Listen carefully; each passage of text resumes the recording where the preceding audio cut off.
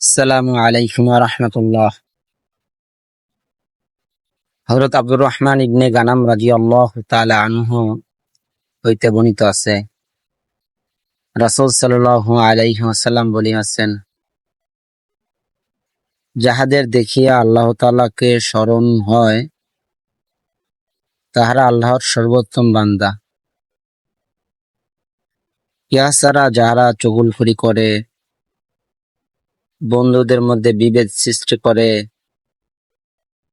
সৎ ও নির্দোষ লোকদের যাহারা পাপ অথবা অস্থিরতার মধ্যে লিপ্ত করিবার জন্য সচেষ্ট থাকে, তাহারা নিকৃষ্ট বান্দা। মুসনাদে আহমদ। এজন্য কারো দোষ তালাশ না করা, মানুষের ভালো দিক দেখা।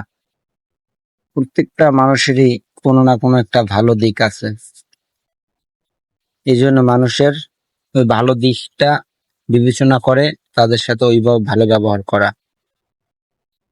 আর বন্ধুদের ভিতরে আমাদের দেশে এভাবে চলতেছে, বলছে একজনের সাথে আর একজনের যদি একটু মারামারি বা একটু ঝগড়া হয়, কিভাবে ঝগড়াটা আরো একটু বড় করা যায় ওই চেষ্টা করে।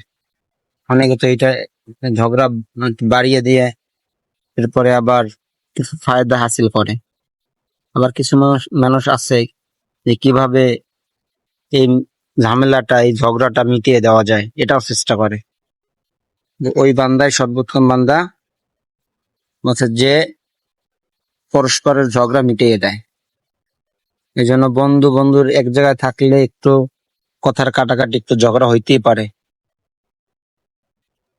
এই জন্য তাদের মিলিয়ে দেওয়া সর্বোত্তম কাজ।